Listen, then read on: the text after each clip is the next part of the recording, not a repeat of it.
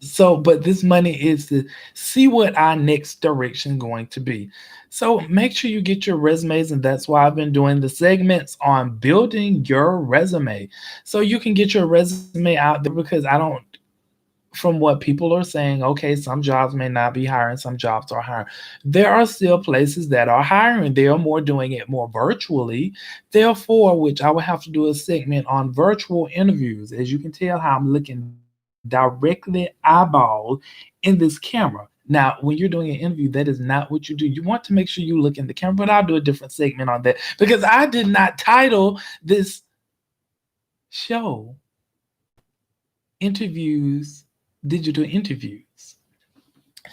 So, yes, I will have to do a segment on that, but there are places that are out there hiring.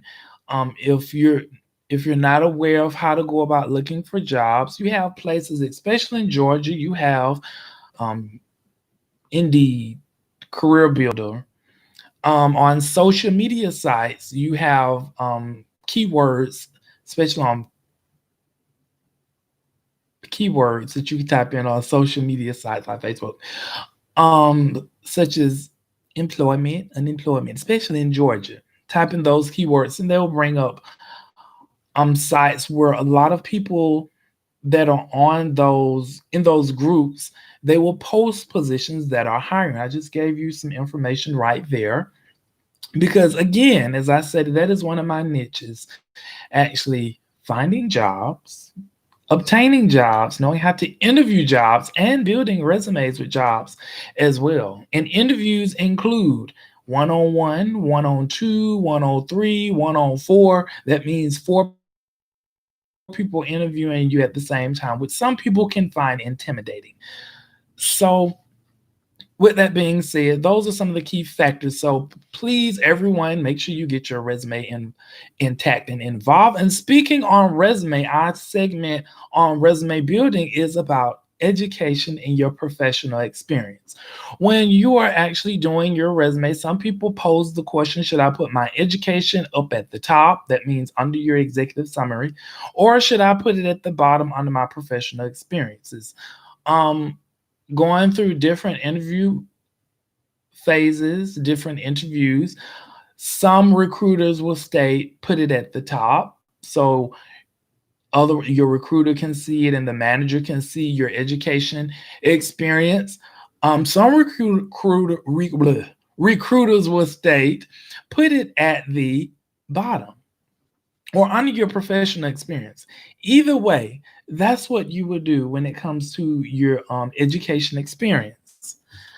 What you don't want to do is this. What is this? Why is he putting up a sign that say PhD degree? This is your education experience. So you say.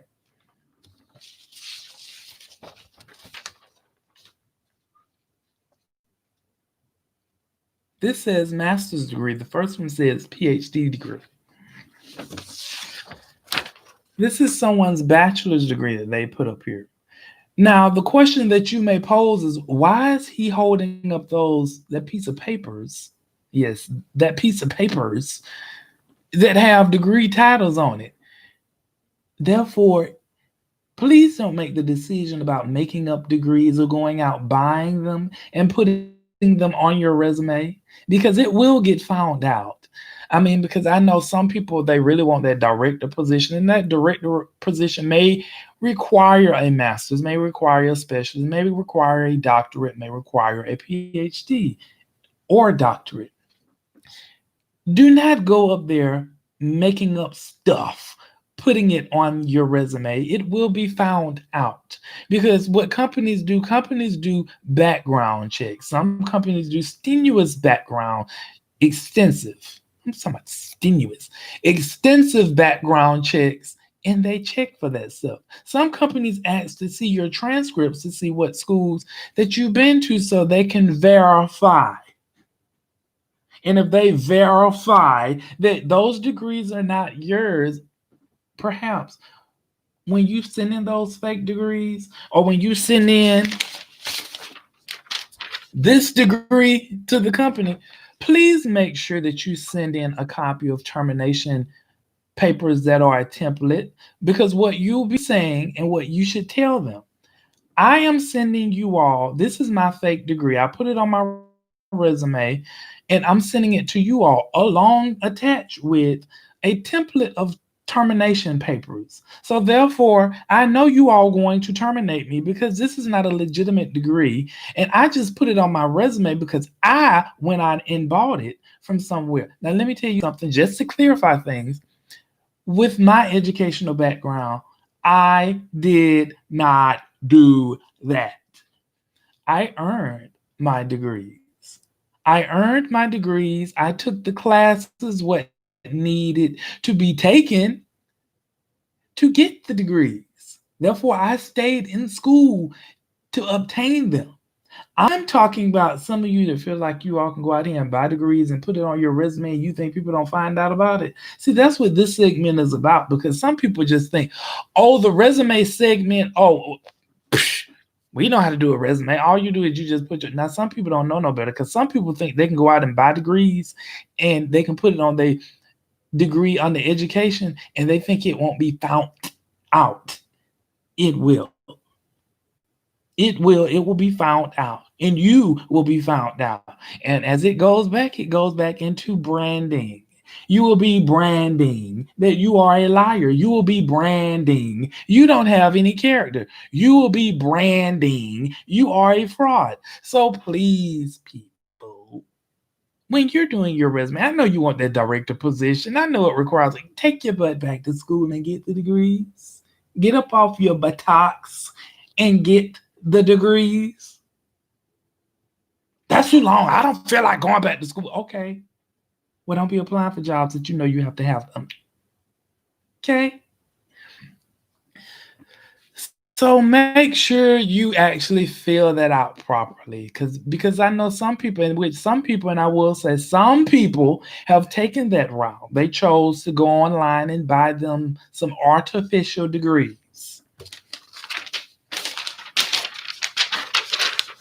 They chose to go online to buy them some artificial degrees. And they thought it was not going to be found out. But come to find out, it was found out. Because later on, see, people talk. That's one thing you all have to realize. People talk. People talk. People talk. People talk. And stuff start to surface. And you don't want stuff to surface and it's found out that your degrees are not real, and you just put on this resume that you have all these degrees and all of them are fraud, like you. So please, people, when you're doing your resumes, make sure your education experience is legit. And speaking of education experience, that navigates into our professional experience as well. Please do not go on using professional experiences and you know darn well you don't know how to do Excel, and you have put on your resume that you are very proficient and you are professional with Excel, and come to find out you are blood with Excel. I almost like to slip that and say it's something else. You don't know how to do no Excel, and you got all over your resume how you created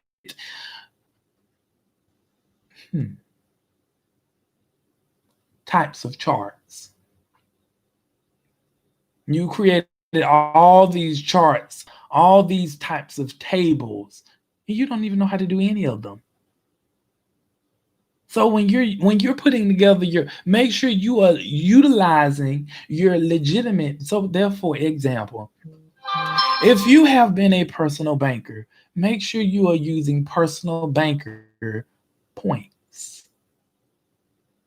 Now, if you did somewhat management things, make sure you incorporate under your personal banker title what some banks are known as relationship managers. That's what the personal bankers are known in some banks now. Make sure you include that. But do not fabricate your professional experience and you come to find out It's not what it says. Like I know someone, well, a buddy of mine, he's actually in a director position. And he had me laughing because he said he had hired this young lady, and oh, she just made it seem so grand on how she knew how to do Excel. She was very proficient in, oh, I'm very proficient in that. Oh, I'm such a professional in this. Oh, yes, I know how to do Excel like the back of my hand. So you say, okay. So he had her to do an Excel sheet, which he needed a spreadsheet. And he wondered why it took her so long to actually do the sheet. So he said, I don't understand. Why is it taking her so long to do an Excel sheet? So he decided, because it came up in his little being, I really don't think she know how to do Excel. So what he did one day, he stated to her that he needed a spreadsheet and he needed it back the same day. So he decided to pop in on her and she wasn't doing it. And he asked her why she wasn't working on the spreadsheet. See, he had got her in a corner. And what I mean, he got her in a corner. He came and he asked her while she was at her desk to work on the spreadsheet with him standing there. She didn't know how to do it. And he said, well, why did you put on your resume that you know how to I'm so proficient. I'm such a professional with Excel. Why did you put that on your resume? Who is this? Somebody just keep beeping, beeping, beeping. How you gonna be in the middle of a live and you just gonna start, you gonna check your phone and you just gonna see who is this? We're gonna silence that. So he was wondering, and she told him, she said, well, I'm really not proficient. Okay, on your resume, you put you proficient, you are excellent, you are professional in it. Okay, you lied. That can get you terminated. So please be careful when you're doing, and well, how do I go about, what if I don't know what all I did with my job? Okay, go Google your job description. There are job descriptions you can actually utilize. If you've been a manager and you don't know what all you did, because some of you probably don't know what all you did, you can go Google what a banking center manager does. And there are pointers for that. But now you want to actually utilize your own pointers, because some of it you want to utilize your own pointers, because if you've been a branch manager, you should be able to say that you managed a branch that had incoming cash flow of about $2 million. You should be able to say you had incoming cash flow about $500,000 or $1 million a week. You should be able to say that. If you're utilizing being a teacher, you should be able to have in your pointers some things that you did to actually turn around the curriculum, some things that you did to turn around test scores, some things in that nature. Because on your resume, remember, you want your resume to be marketed as a problem solver, not just some problem. You want your resume to speak highly of problems you have solved. Okay, the budget was this high, but I actually started to minimize things and I cut the budget a little bit, which saved the company money. I cut some things over here, which saved the company money. You want to talk about how you saved the company money when you was a manager position. You want to talk about in the customer service position how you cause customer delight to go from a 50% to 120%.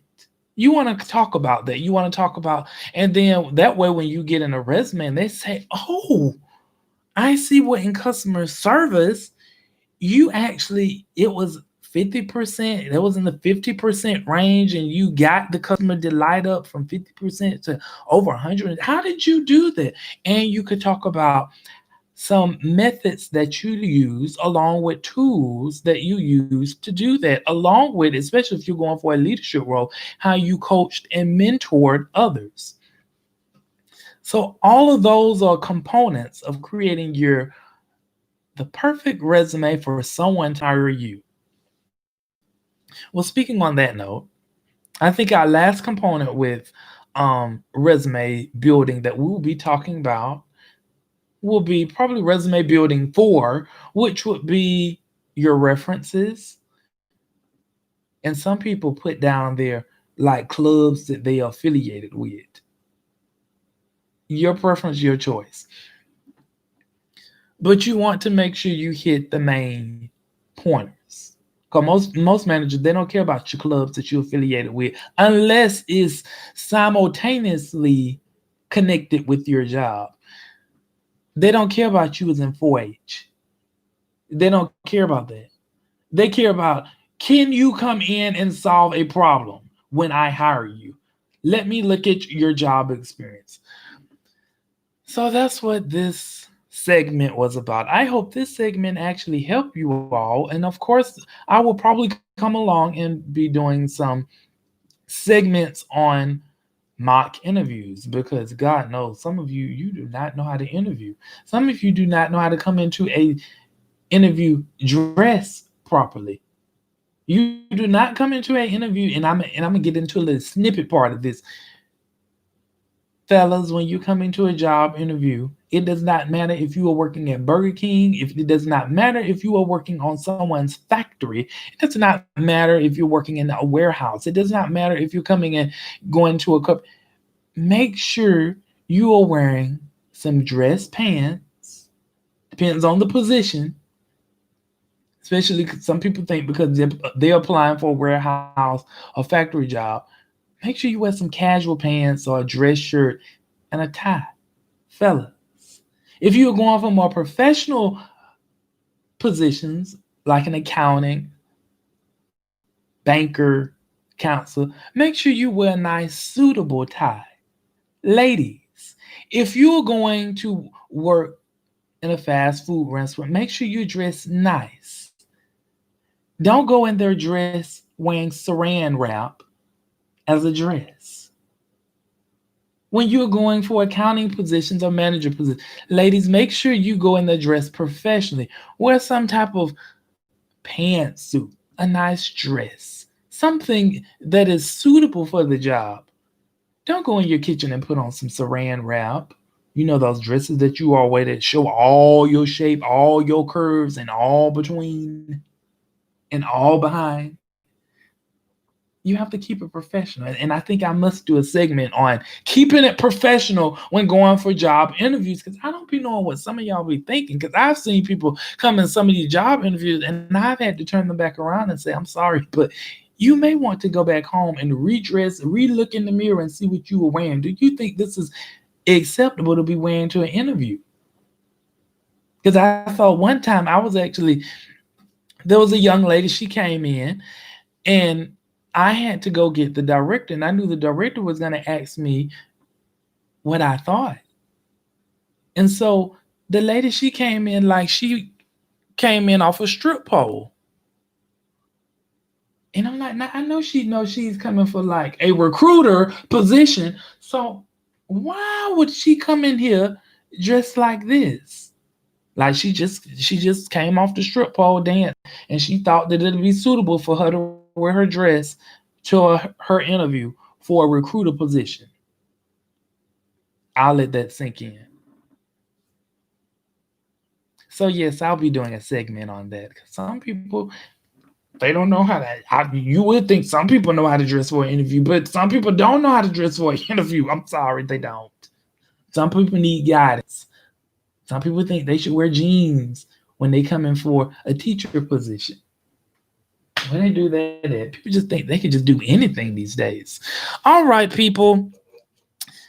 I'm glad that you came in the house, in the room to join me on this lovely conversation. And I hope this conversation and this chat helped some of you that may not know how to do a resume. And I hope some of this caused your antennas to go to spinning out of control, thinking about when the next time you do a resume and when you get tempted to go online to go apply to go buy you a degree. I hope this caused some of you to think, or when you decide you want to jack up your resume and it be a whole fraud because you can't do none of the stuff on the resume. I hope this help you and cause your antennas, those wheels, like the lady told me about those wheels turning in your head to thinking. So I hope this helped you all tonight, and I hope you all have a great night. So I will chat with you all more than likely on Thursday and Friday at 7 p.m. I know y'all get tired of me saying it, but I do come on every Tuesday and Thursday and Friday, not at 7 p.m. So I will chat with you all later, and you all have a great night. Bye.